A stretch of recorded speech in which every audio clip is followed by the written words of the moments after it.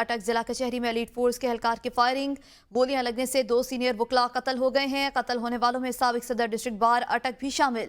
Police کے مطابق ملزم ASI انتظار شاہ نے سابقہ رنجش کی بنا پر ایڈوکیٹ ملک اسرار پر فائرنگ کی ہے۔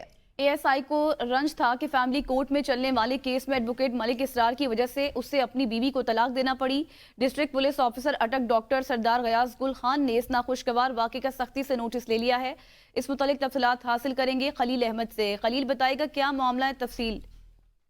جی بالکل، یہ فائرنگ کا واقعہ اٹک ضلع کچہری میں پیش آیا ہے، جہاں ایلیٹ فورس کے باوردی ملازم ASI انتظار شاہ نے فائرنگ کر دی، جس کے نتیجے میں پنجاب بار کونسل کے ممبر اور صدر ڈسٹرکٹ بار ایڈوکیٹ ملک اسرار احمد اور ڈسٹرکٹ بار کے ممبر ایڈوکیٹ ذوالفقار شاہ موقع پر جاں بحق ہو گئے۔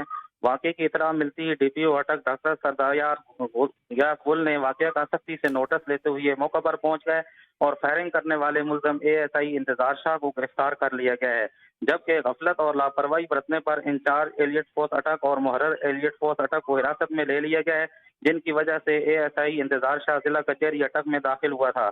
پولیس کی جانب سے مزید تفتیش جاری ہے۔ دونوں جاں بحق وکلاء کی میتیں قانونی کارروائی کے لیے ڈسٹرکٹ ہیڈ کوارٹر اسپتال اٹک منتقل کر دی گئی ہیں، جبکہ پولیس جی کی ابتدائی رپورٹ کے مطابق واقعہ ذاتی رنجش کا شاخسانہ بتایا جا رہا ہے۔